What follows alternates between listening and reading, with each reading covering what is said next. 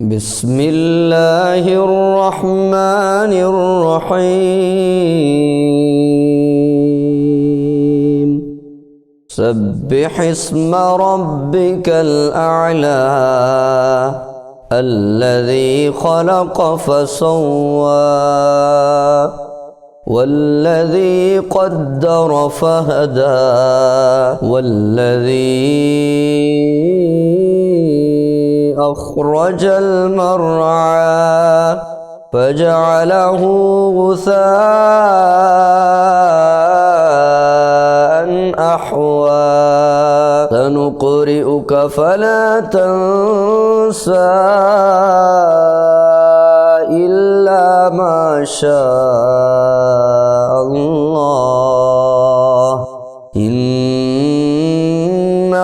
يعلم الجهر وما يخفى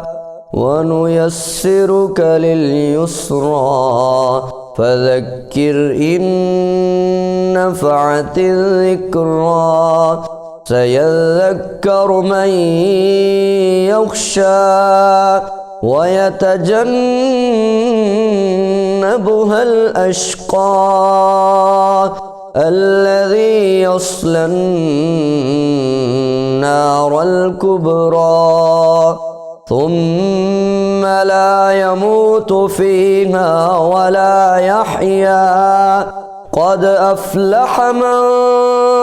تزكى وذكر اسم ربه فصلى بل تؤثرون الحياة الدنيا والآخرة خير وأبقى إن هذا لفي الصحف الأولى